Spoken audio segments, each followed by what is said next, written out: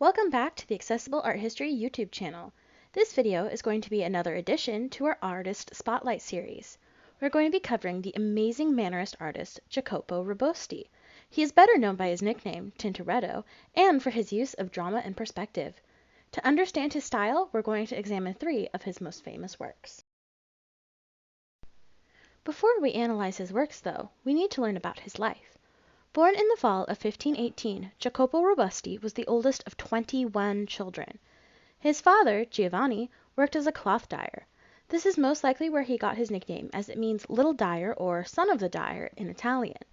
Not much is known about his early childhood or his days as a young artist. There are some records that indicate that Tintoretto worked for a short time for Titian. However, this arrangement didn't last and he eventually left to teach himself. Eventually, Tintoretto's style developed and was described as combining Michelangelo's figures with Titian's use of color. He also focused on creating a narrative for his works to explore.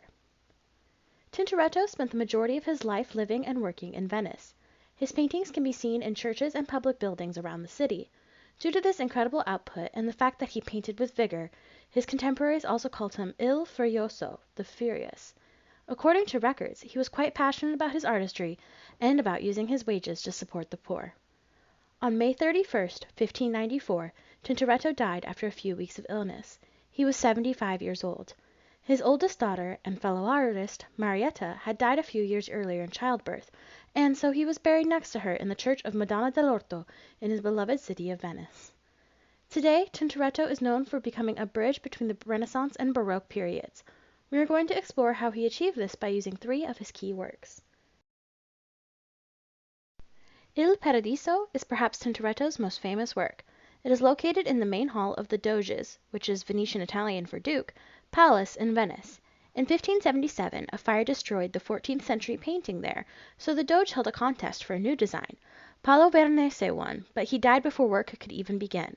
So Tintoretto stepped in and created this masterpiece. He worked on it between 1588 and 1592. The first thing viewers notice about this work is its size. It's absolutely massive at 22 by 7 meters. That's 72 feet by 23 feet. This painting features Tintoretto's ideal of heaven. The Virgin Mary and Jesus Christ are in the center. They are surrounded by a golden halo and sit on a throne made of cherubs. To the left, the angel Gabriel flies towards Mary with a lily in his hand. This is an allusion to the Annunciation. The rest of the work is taken up by dozens of figures of saints and the resurrected dead. Tintoretto painted this work using an upward tilted perspective. This not only allows the viewer to see the entire scene easily, because it's such a large piece, but also places the holiest figures above them. It reinforces the idea of heaven and creates a narrative.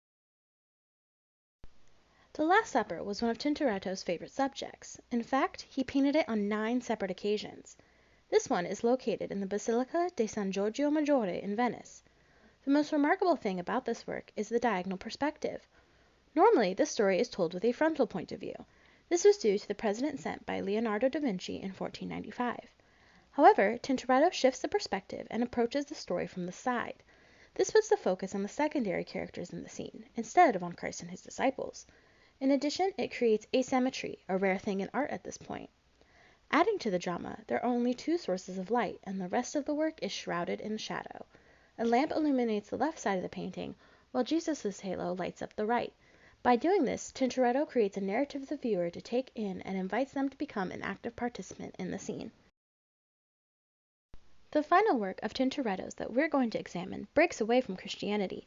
He painted the origins of the Milky Way in 1575, and it is now in the collection of the National Gallery in London. In this story, Zeus attempts to have his illegitimate son Hercules feed from Hera's breast in order to gain immortality. She wakes up from the suckling and pushes the baby away. Her breast milk squirts up into the sky, creating the stars of the Milky Way. The intense colors of this work mark it solidly in the Venetian school of art. Tintoretto uses reds, pinks, blues, and greens to create an ethereal scene. He also uses a strong sense of dynamic movement along a diagonal plane to create a dramatic narrative. The viewer can also see a bit of Michelangelo's impact on the muscular, full body of Hera. Tintoretto truly brings this myth to life. Tintoretto is one of the great artists of the Mannerist period. His use of color, diagonal lines, and light create dramatic narratives that resonate with his viewers. It is almost a changing of the rules that creates his own type of visual language. There are many more of his works available for study online, so make sure to check them out.